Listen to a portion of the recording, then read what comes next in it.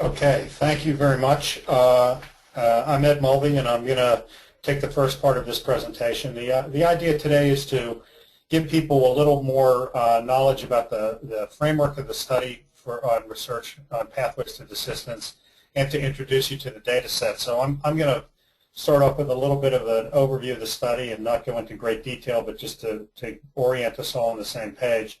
And then Carol Schubert, who is the project coordinator, will go over the sampling enrollment issues and the data sets.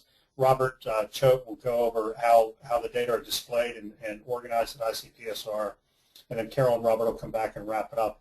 We're really looking forward to presenting this. We hope it generates some interest in people wanting to use the data and knowing how to use it effectively.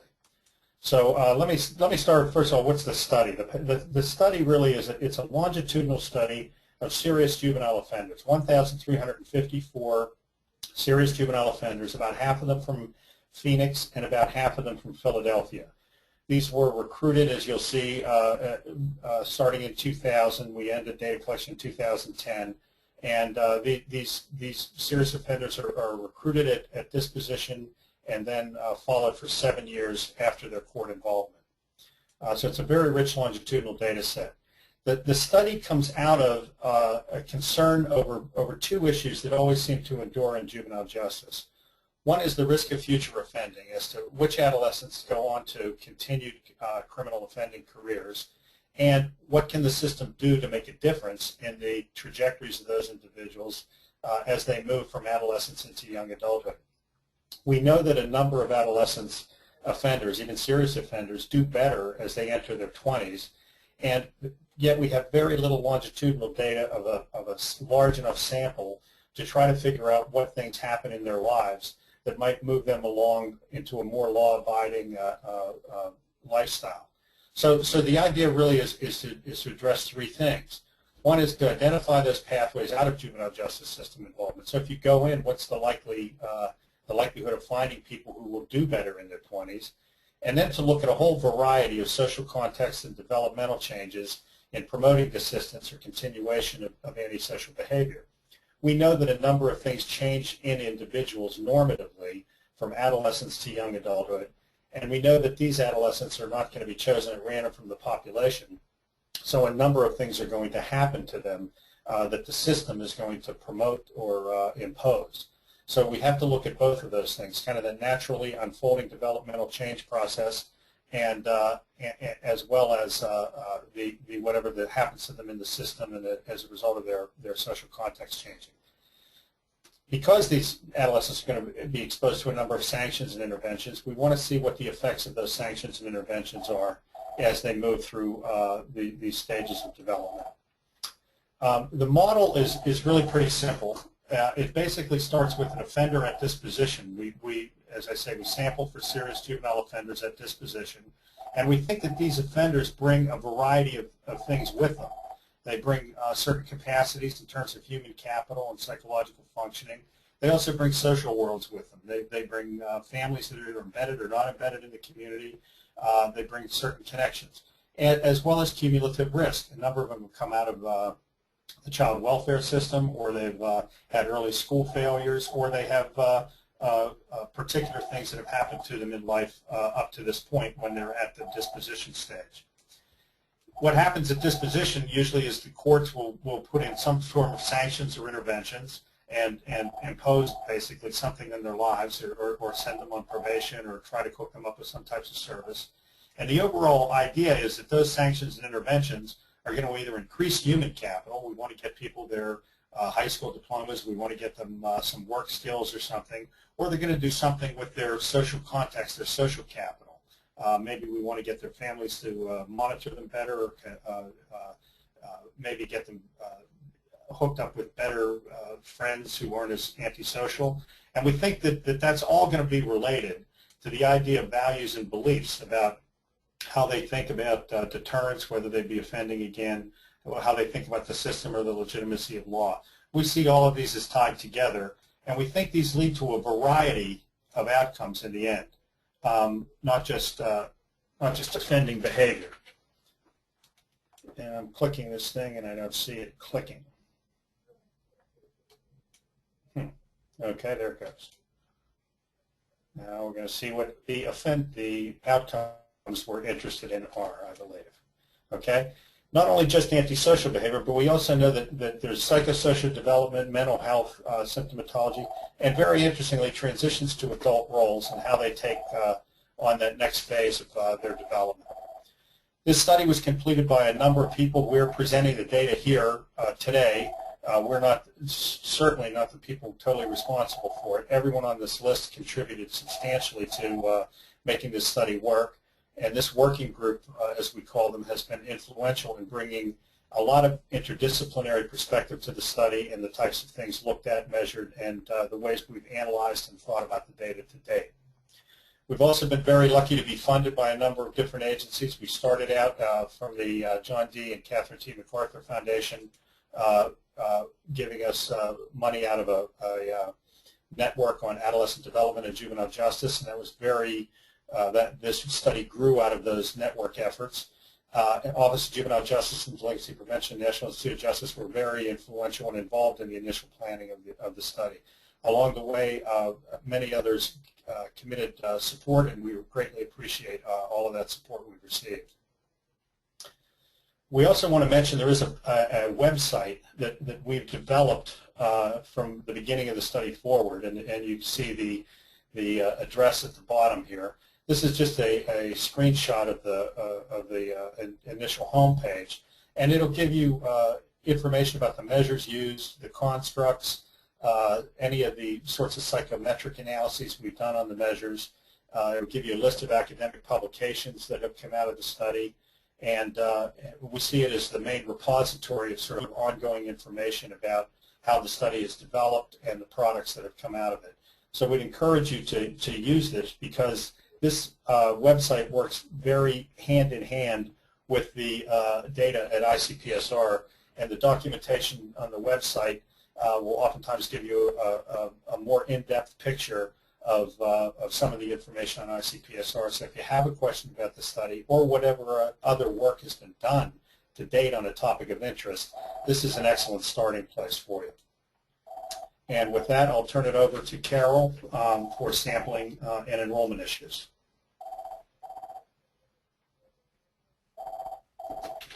Carol?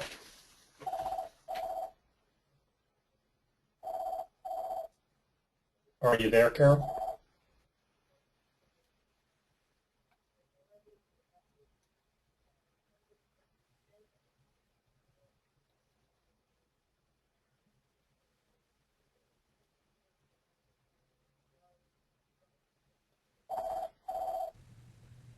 Carol?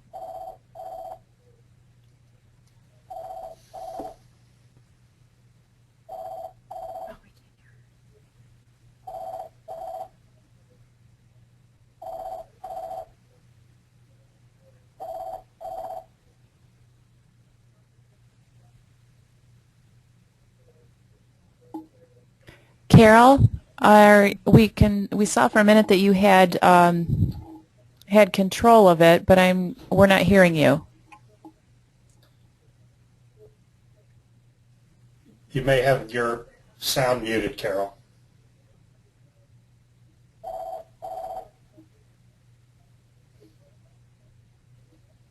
Let me do that, all right? Just a second. Okay, I'll talk a little bit about the enrollment and sampling. The enrollment started with reviewing court files, looking for cases that met a criteria of having a certain level of offense. So we went through physically the court files in Philadelphia, and we had programs written that gave us a automated data dump from Phoenix. And both of those two systems regularly gave us the list of adolescents who had come before the court for disposition on appropriate charges. What we were looking for were cases aged 14 to 17, meaning they were juveniles at the time of their index offense. And we had a list of felony offenses. We included a few misdemeanor weapons and sex offenses, but this is predominantly a felony sample.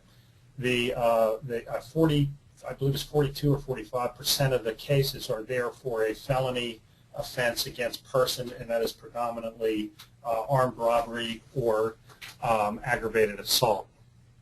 We limited the percentage of males with drug offenses to 15% of the sample, and this was largely to avoid the idea of getting a sample totally of drug offenders. So the sample is not actually representative of all of the types of offenses, representative of the types of felony offenses that would come in to either of these courts, but because it's capped at 15%, and a higher proportion than that would be there for drug offenses. We did take all of the females meeting the age and crime requirements, even if it's a drug offense, so we didn't cap the female sample at 15%, and we took all cases that were transferred or waived to adult court if as a result of those charges they were transferred or waived. We didn't eliminate the transferred or waived cases. The enrollment period is shown here. It's 2000, end of 2000 to January 2003. Okay? And see if this will go forward. There we go. Okay. We obtained consent. We approached the adolescent and asked assent, basically, if they were interested in being in this study. And if they agreed to be part of the investigation, we went back and obtained informed consent from the youth. We also obtained informed consent from the parent, the guardian, or if there was an advocate in the court system for the adolescent. When we follow that procedure, we get a refusal rate. What we're defining as a refusal rate is we talk to the individuals, and 20% of them, once we presented the study to them, just said they didn't want to do it. Either the parent or the adolescent, once approached, did not want to be involved in the study. The participation rate is another figure we get, and that is basically the percentage of enrolled over attempted for enrollment. Now, you can see that's a little different in the sense that we got about 2/3 of the cases we went after. Because of workloads and cases coming through the court, there may have been eligible cases that we just couldn't accommodate at the time because there were just too many cases coming through the court for us to go after everybody.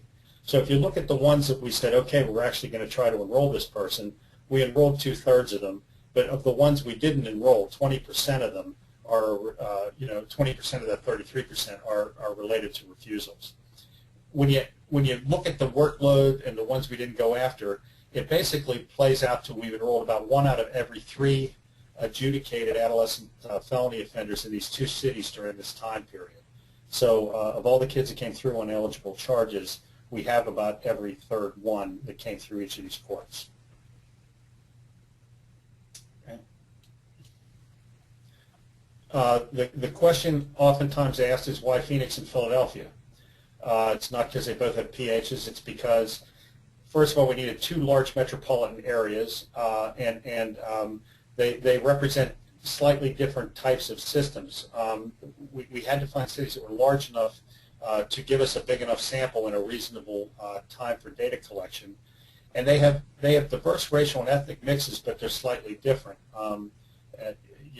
We have a large African American sample in Philadelphia. We have a largely homogeneous Mexican American sample in in Phoenix. Also, because they're metropolitan areas, it gave us a sizable number of female offenders who met that bar of being there on a felony offense.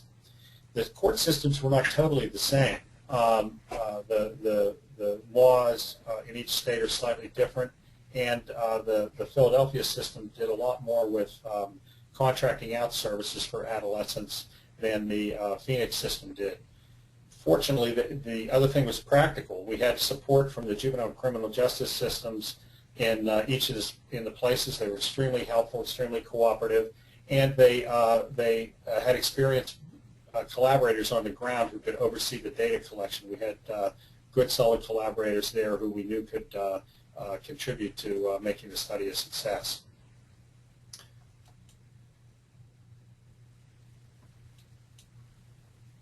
Okay.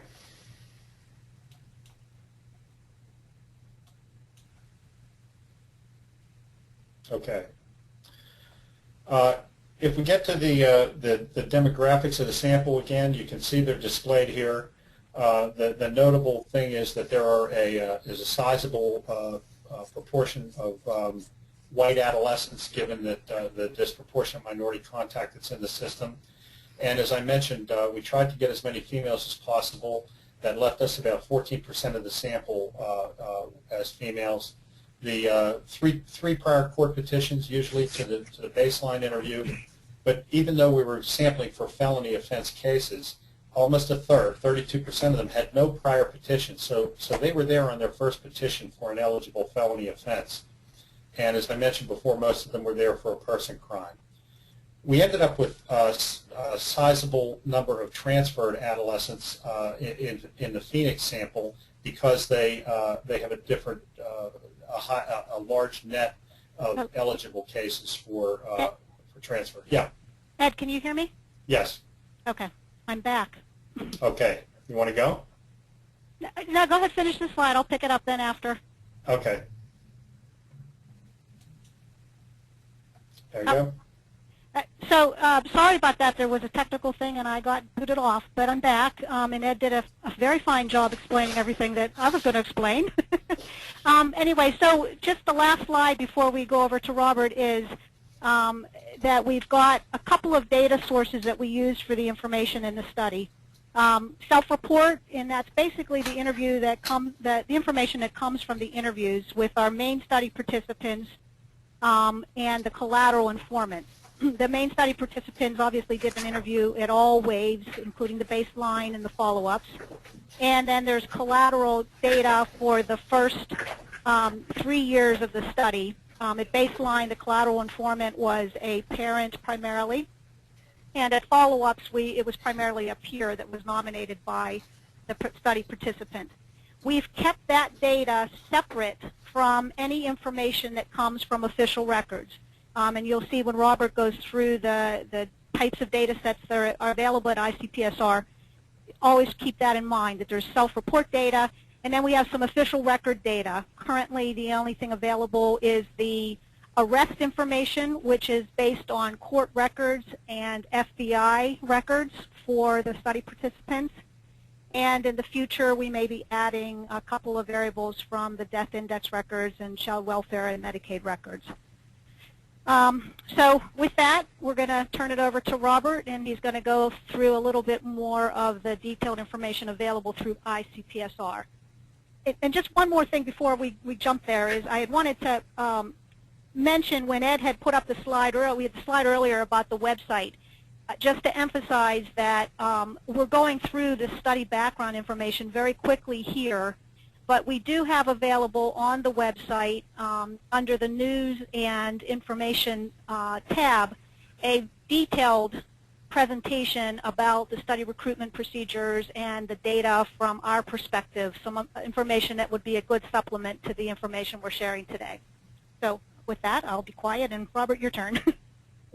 Hi, my name is Robert, and I have been the main data processor here at NAHDAP, working on the Pathways series. And one point I want to start out with is at ICPSR, we typically call collections of similar data a series. So Pathways is a series comprised of currently 4 individual studies. And some of those 2 of those studies have multiple parts. So we have a Pathways series, 4 studies, and then the subject, as you can see here on the slide, the subject measures and collateral measures have multiple parts, a baseline and follow-up interviews. And this gives an overview of these individual studies. The subject measures are the interviews conducted with the main study participants. All 11 files in this study are public. It is downloadable right from our website. PDF codebooks are available. It's available on SDA, which is ICPSR's survey documentation and analysis system, where people can perform basic analysis of the data file directly online without having to download it into a statistical software package. And there are 11 parts to this study, 1 baseline interview, and then 10 waves of follow-up interviews. Next is the collateral measures. These are studies or interviews that were conducted with known informants, family members, friends, significant others of the subject. This file is also public. PDF codebooks are available. It's on SDA, and there are on here will show that there were a baseline and 3 follow-up interviews. The other 2 studies that are currently available, the release measures and the official records, are restricted, where people need to come to our website and go through the restricted data request system and put forth the application to get access to that data.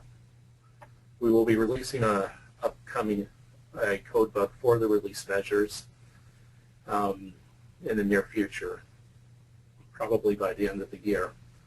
Since these 2 studies are restricted, neither is available on our SDA system, and there's only 1 file for each of these. We are currently working on finalizing the calendar data, which will also be restricted. It will have code books, but it won't be on SDA, and there's going to be about 45 different files within this study. And we'll go over more of these now. And this calendar data we're hoping to get released by the end of December of this year.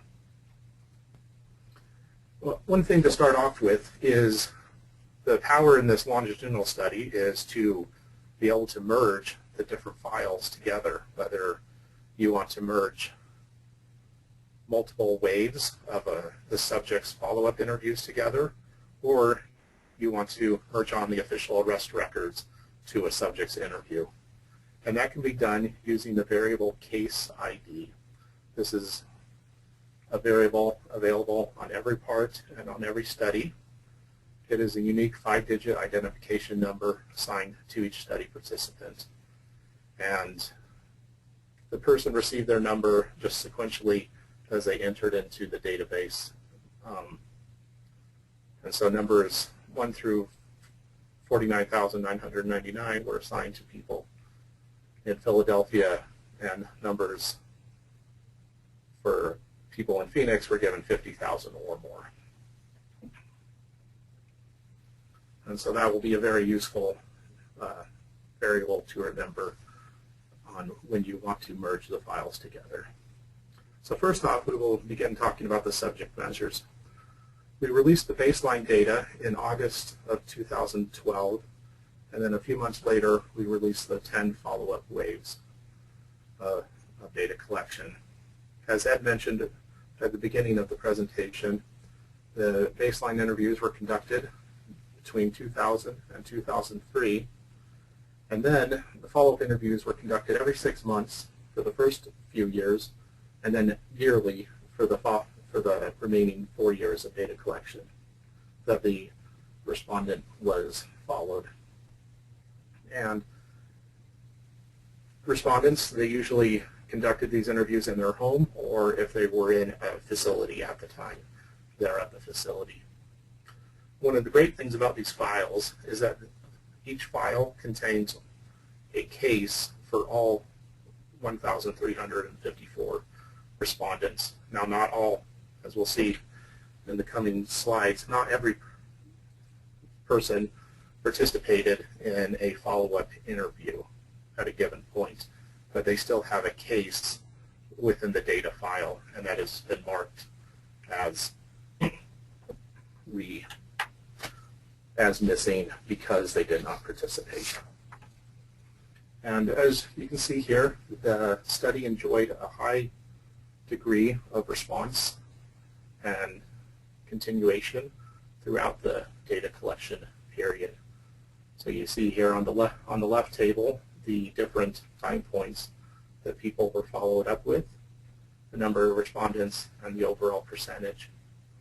And I found the table on the right very informative, that overall there was about 86% of the respondents who completed 8, 9, or 10 follow-up interviews, and only less than 3% who did none, 1, or 2. a very successful retention of the subjects. The study has about between 40 and 50 major sections, and this is a list of some of the major constructs that were assessed. More information about these constructs can be found on the Pathways website that you saw earlier. And on their website, across the top, you'll see a row of buttons, and one says Codebook. And if you'll hover over that, it brings up a list, and in that list it will say Constructs. And you can click on there, and it's a good overview of the constructs and how the construct, not just what the construct is, but how it relates and is connected within the overall framework of the entire Pathways series of data collection. And we have one more slide of other constructs. Within each PDF codebook, there is, at the front of the codebook, is a crosswalk of the different sections or constructs and how they were asked over the series of follow-up time points. So you can see if different topics were asked at what point. Most were followed up year after year with similar, same or similar questions, and on occasion some were just asked during the baseline interview, or others, as the participants became older, new constructs were added to the interviews.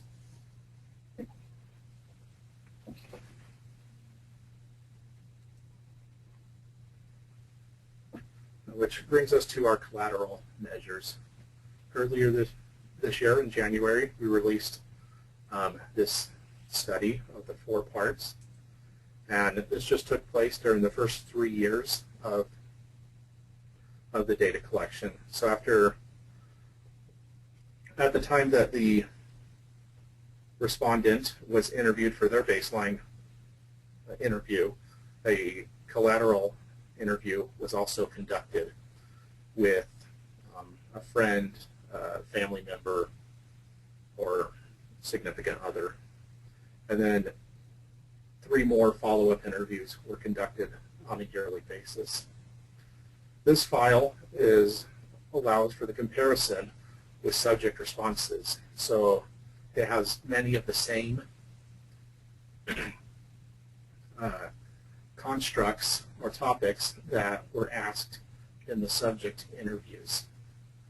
And so you can use the 2 files together to see if the subject, how the subject answered and what the collateral answered, and perform analysis on how they, if they differed or gave the same responses. Again, within the collateral measures codebooks, there is a similar crosswalk that shows the sections or constructs asked across time. And the 3 follow-up waves contain the same sections. And again, each of the 4, 5 individual files within this study contain a case for every respondent, regardless if an interview was conducted with a collateral. And to be able to ask, or to be able to participate as a collateral and conduct a quality interview, these collaterals needed to know the subject quite well. And it didn't have to be the same collateral person each time. It could change. So one time it could be a parent, next time it could be a sibling, and maybe in the future it could be a friend or a roommate. And so this table shows the breakdown of the different collaterals and over time. So we see that at the baseline, since these respondents were still teenagers, that a lot of parents participated. But as the participants aged, the parent participation went down and other collaterals increased in usage, specifically significant others and friends or roommates.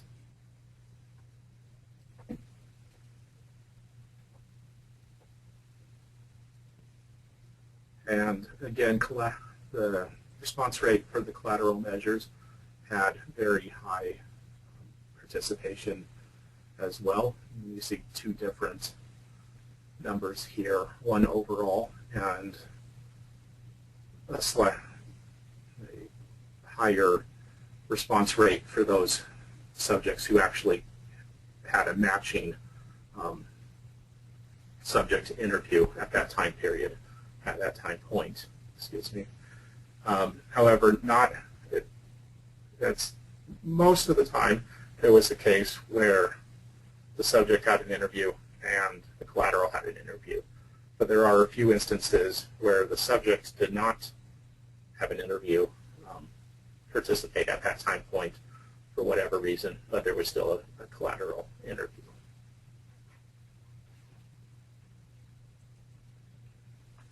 That brings us to our release measures. And this was released a little after the collateral measures was earlier this year.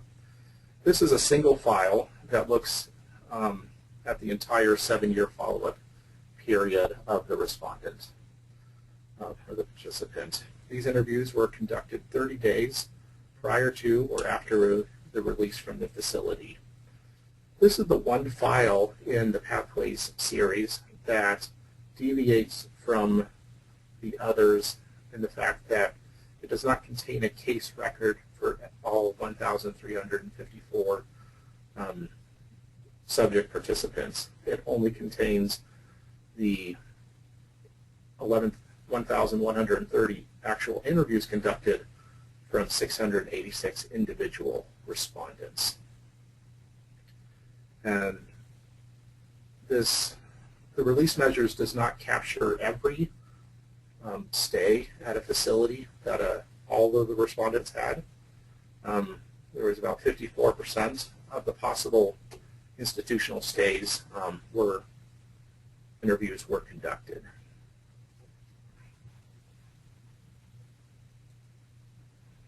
As you can see here, that some of the participants had multiple stays during the 7-year follow-up time period. So the max number, the most that any one participant had was 8. There was one individual who had 8 of these release measure interviews. But on average, each of them, of the 686 individual respondents, they had 1.6 interviews.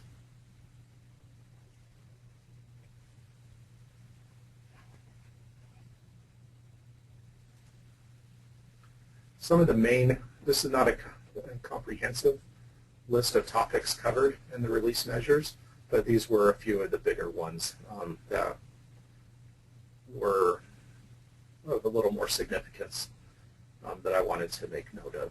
So the educational classes and achievements that the participants gained during their stay at a facility, their gang affiliation and presence at the facility, exposure to and victim of violence, what their plans were, and how a facility assisted with those plans since they were near or had just recently been released from the facility.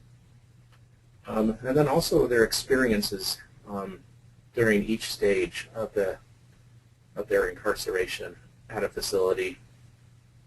These questions generally repeated were the same and were repeated for the different time periods at the beginning, the middle, and the end of their stay. Also, services that they received were asked about. Our official arrest records file was released in the spring of this year. This goes back to having a case record for each of the respondents in the study. as Carol mentioned earlier, this data comes from the actual court records and FBI arrest records for those who are over 18. So there is no self-report information in this file. The contents of the data file is broken out into two different groups. One is for prior petitions before the baseline interview occurred, and here the study allowed for 15 mentions of prior petitions, with each person having an average of 3. And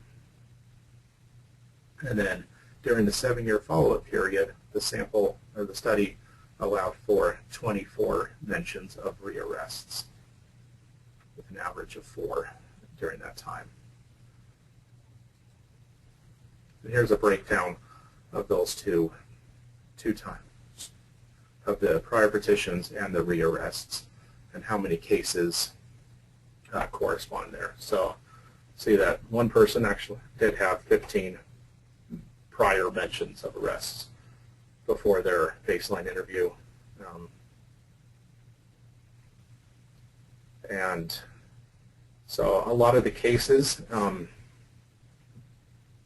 will show that will be missing because no arrest, no mention or rearrest was mentioned for up to 24, so, or 15 of the 15th mention. Within each mention, these same 11 variables are asked. So for each for the 15 prior petitions and the 24 rearrest records, these 11 variables are repeated across the file. To give you a sense of the background and the very detailed information of the arrest. So the petition type, where the information came from. This is one of text description, so one of the few string variables that's actually in these files. Something written in, and then they're coded into the offense grade and a severity ranking of the charge. And then these 6, the remainder, are dichotomous variables that were coded to classify the offense or crime. And these could be, they didn't have to be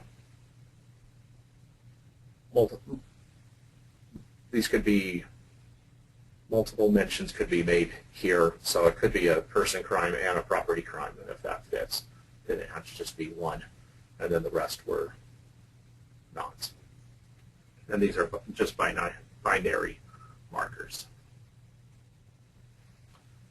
And I'm going to turn the time over now back to Carol to discuss the calendar data that will be forthcoming from us in the next, hopefully next month. Carol? Yes, so we used the life calendar approach to cover a number of domains, the ones listed here on this chart. And these are the life calendar domain. Life event calendar approach basically is allowing us to gather information about these either events or activities at a monthly level. This next slide, if I can get it to advance. Okay. Is an example of just one, is just a snapshot of what one of these might look like. And as you can see, what the life calendar does is gives a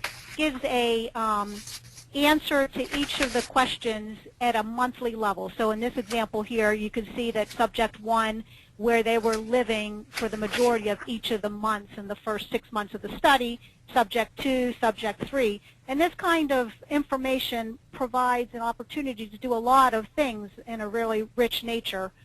One here is you could look and know what months they're actually in an institution versus in a community. That's one way that you can characterize their time.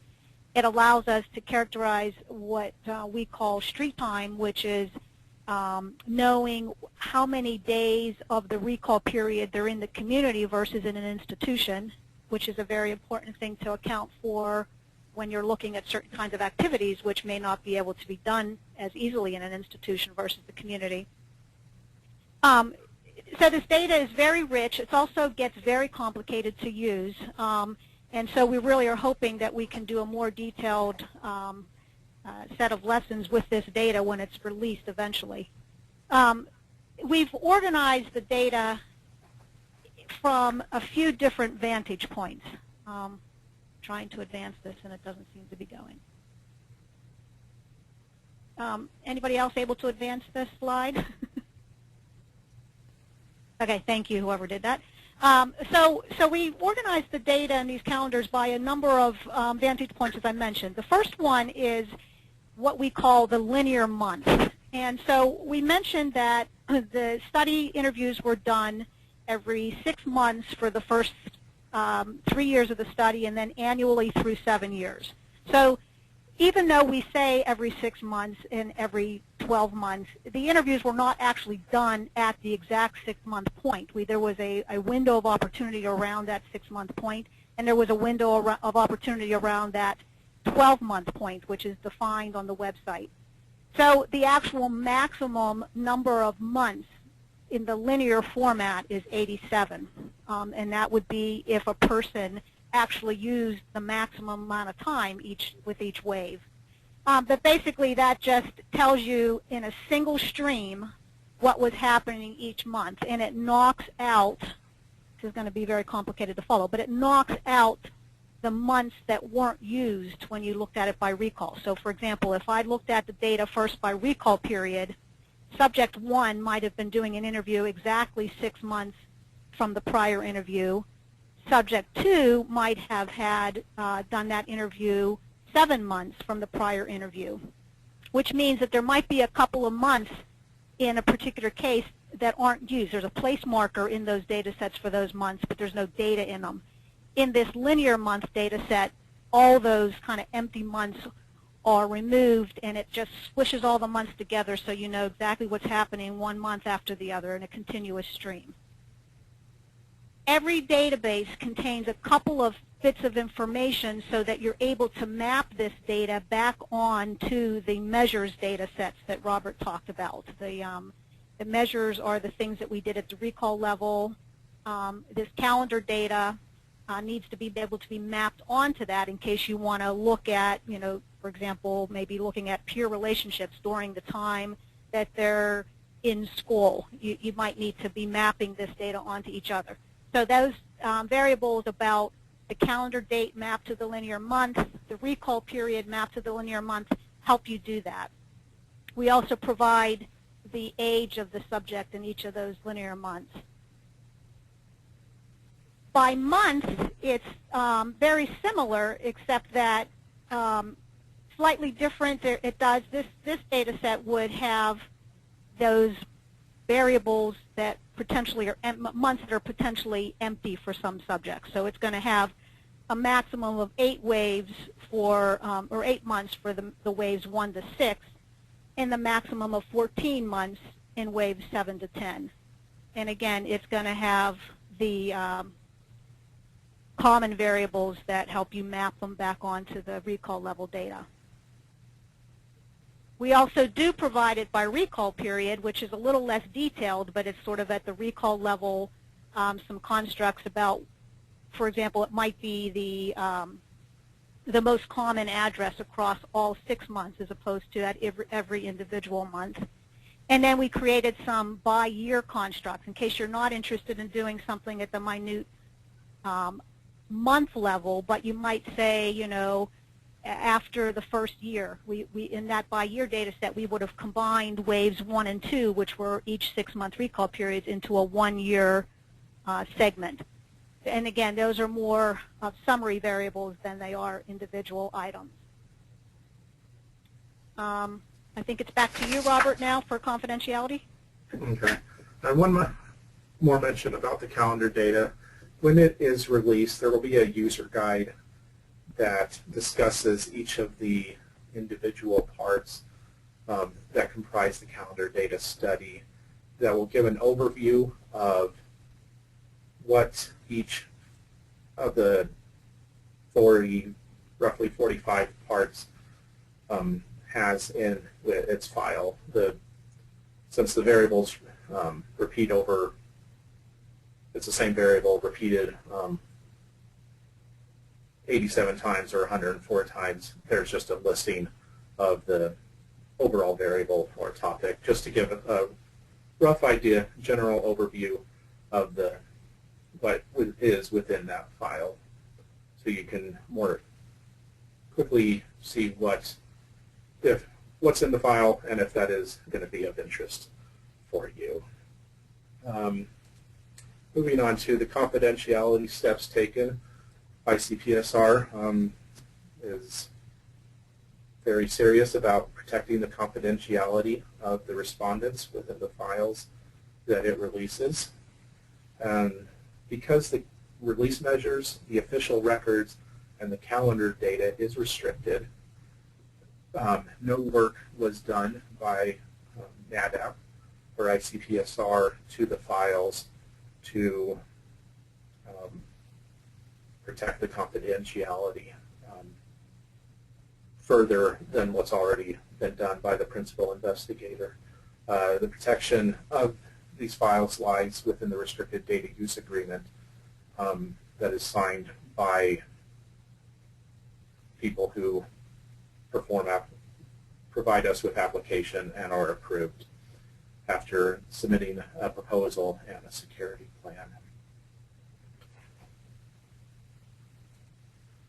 There was some confidentiality steps taken on the subject and collateral measures, since both of these studies are public. And a few of the general things that were done were to mask text responses, categorize things down into more manageable groups, bottom code, and some of the more specific things that could help identify were also masked, like self-reporting on rape, murder, and drugs that were taken. And a list of this is also within the code book of the steps that were taken. That brings us to the end of our presentation. Here is the contact information for myself and for Carol, and we will now open it up for questions. And Carol's going to take the lead on reading the questions that have been submitted, and we will answer them as time allows. Yep. Okay, so I see a number of questions, and we're just going to try to answer. Some of them I think have been answered during the course of the presentation, but we'll just go through them anyway. First question, what are the ages you're considering? I think that we mentioned that at enrollment, the kids were 14 at the time of the study index petition up until 17, so they were under age 18 at the time of the study index petition. And then we followed them for 7 years after that point in time. So, you know, if depending on what time they were entered, the age they were entered into the study would tell you 7 years later how long they were followed. What type of sex offenses are included in this study? I can tell you that if you want to send me that question in an email, I can run a frequency to get the exact offenses. But I know just off the top of my head, and Ed, you can jump in here, I know we have rape, we have involuntary deviant sexual intercourse, we have child molestation. So we did not restrict it to certain types of sex offenses.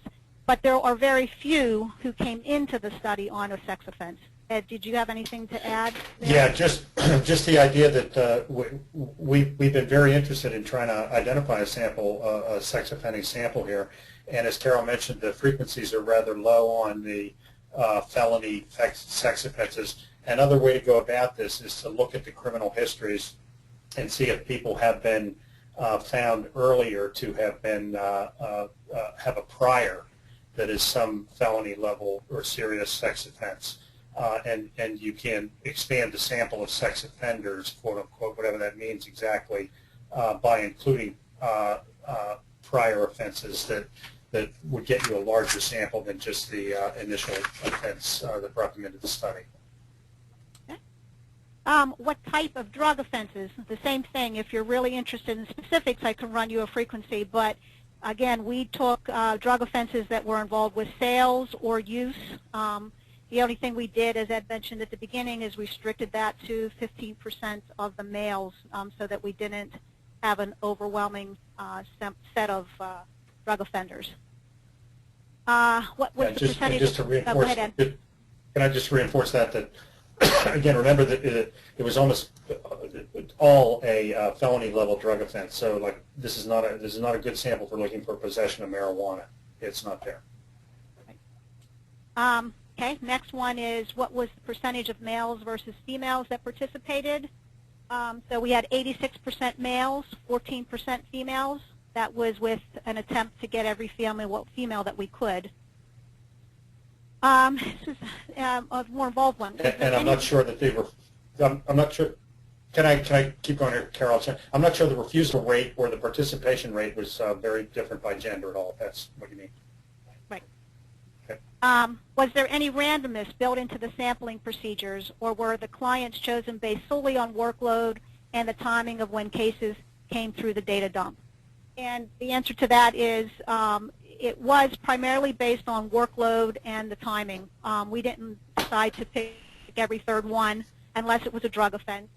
If the workload, we had to space the enrollment to some degree to make sure that we didn't enroll, for example, 105 people one week and then 10 the next week, because that would come back to haunt you as kids came up for their follow-up interviews. So we did attempt to kind of keep it at a steady enrollment flow. And there were cases turned away if we enrolled a certain maximum number in a given week. So yes, there was. It was not a totally random. It was not a totally random process. There was some other considerations taken in enrollment. Okay. Ed, did you have anything you want to add? No, God, that's good. Okay. Any incentives? Yes, there were incentives. It was very difficult to keep these kids engaged in the study. We had what we called a graduated payment schedule for the interviews. So at the baseline interview, they were paid $50, and then if they came back and did the next interview, they were paid $75.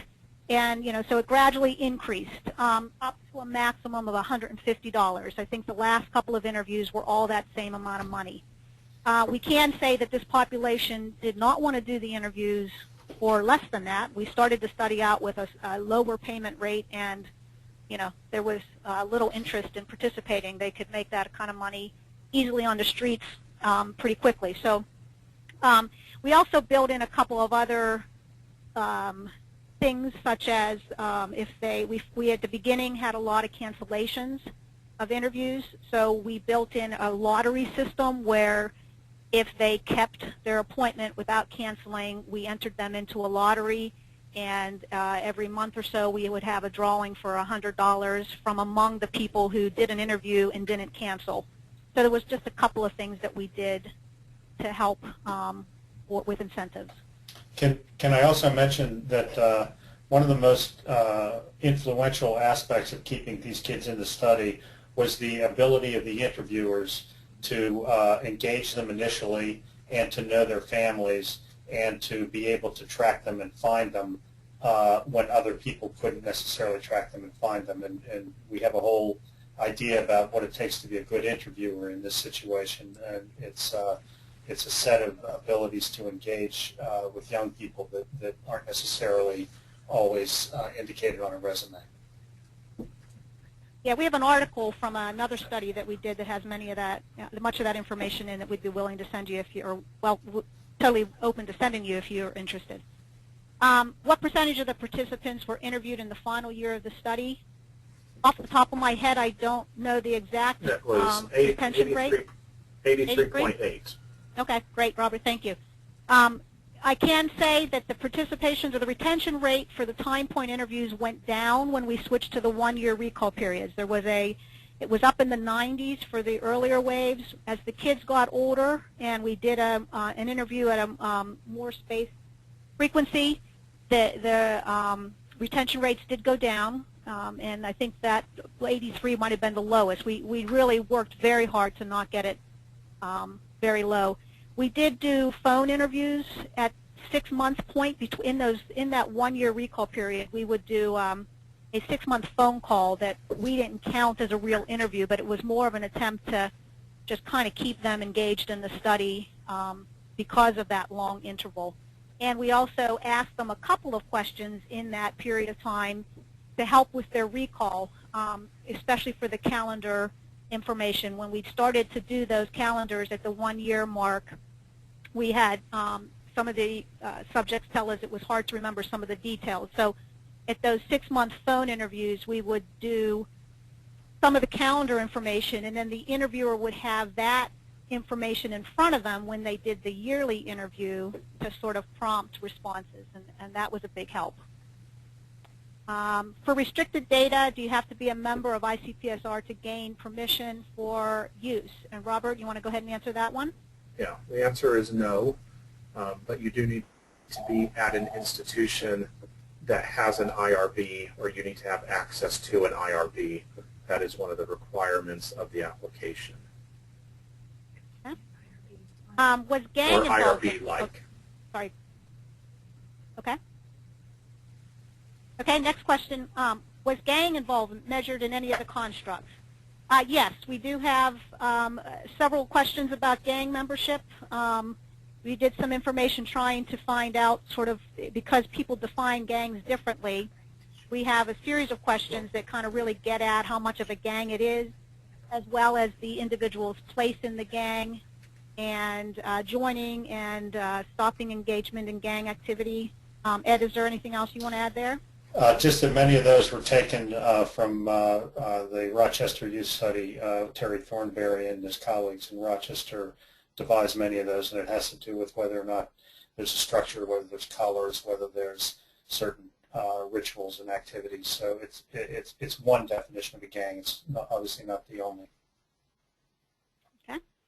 Housing needs / services, instability in housing over time.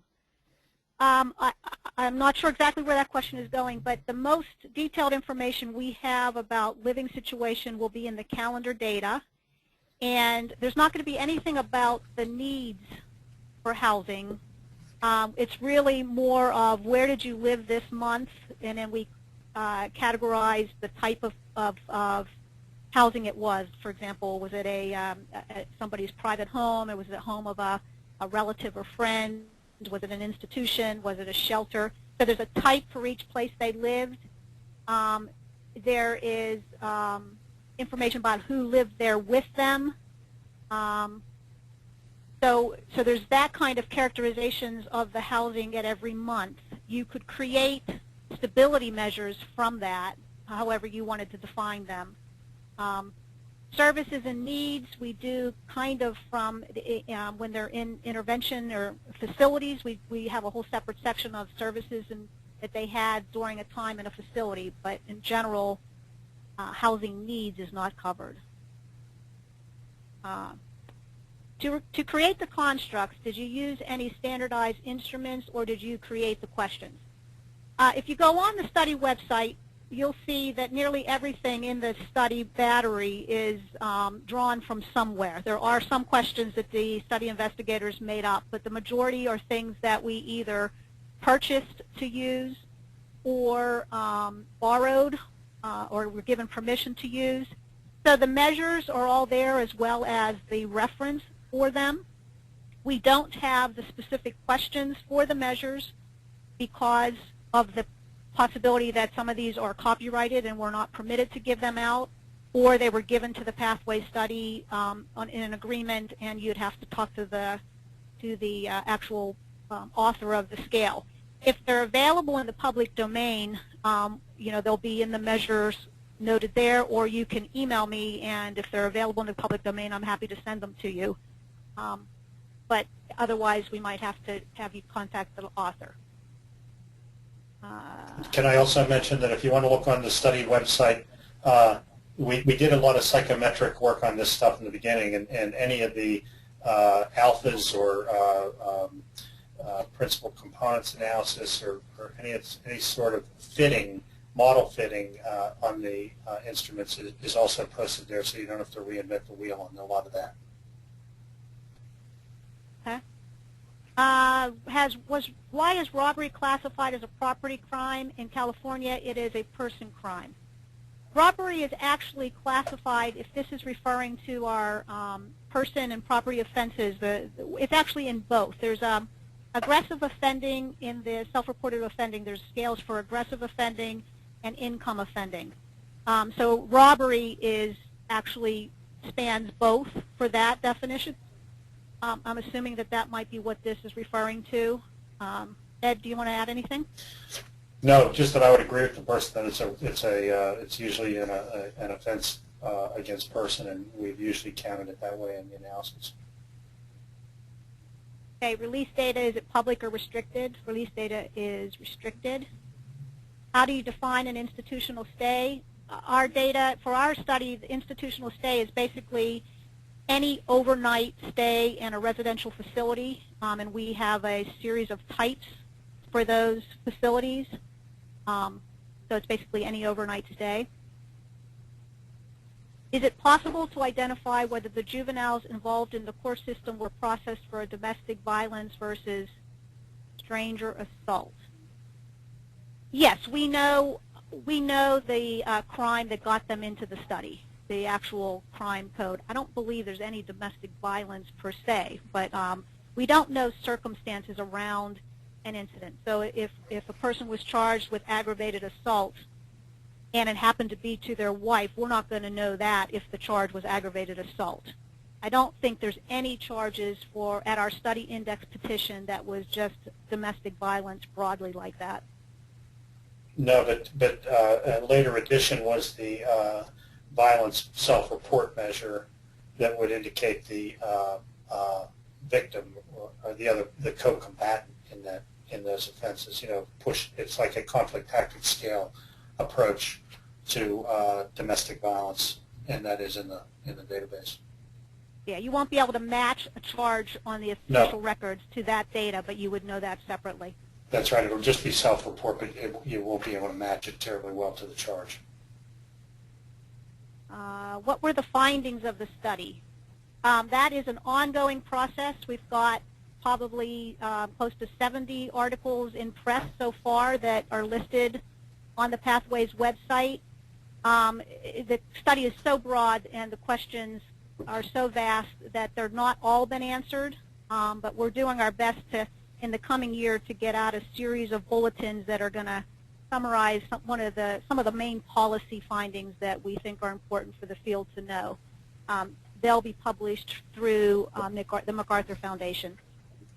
Can I give a quick thumbnail? Adolescents do desist. They get arrested less. They get arrested for less serious offenses. Their self-report does drop off. Only a small percentage, about 10% of them, stay as high persistently offending people. Substance use is very important. They spend a lot of time in and out of institutions. That's about it. Yeah, and I'm sorry. Go ahead, Robert.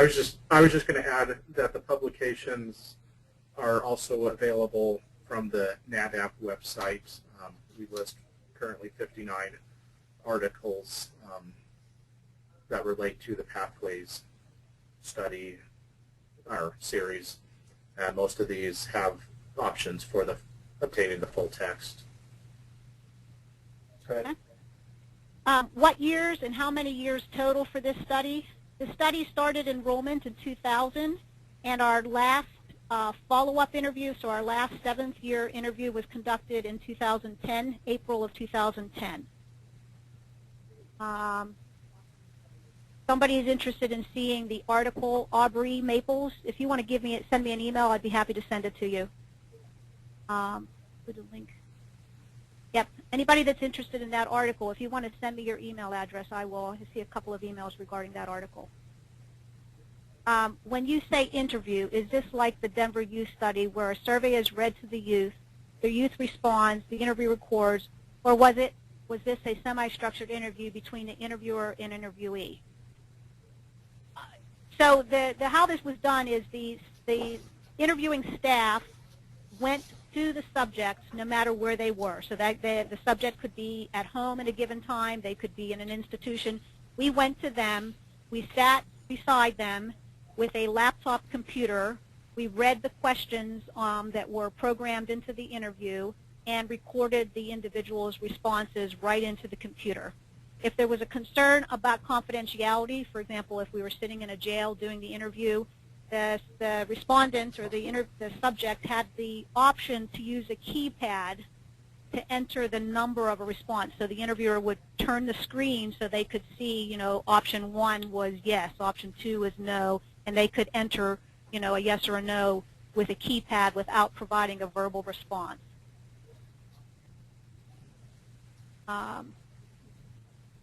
We're probably got one more question here. See. If you asked the Rochester Youth Study gang measure, did you only ask current membership at the time of the interview, or did you add, have you ever been in a gang? That was a major limitation of Thornberry's measurement approach. We asked it both ways.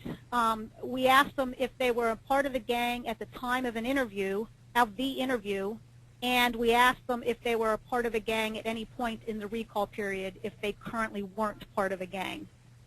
So we did ask it both ways.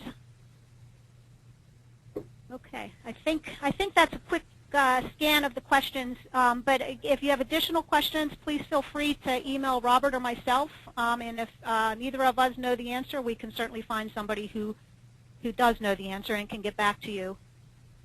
But we thank you very much for your interest. And Ed, do you want to close it out?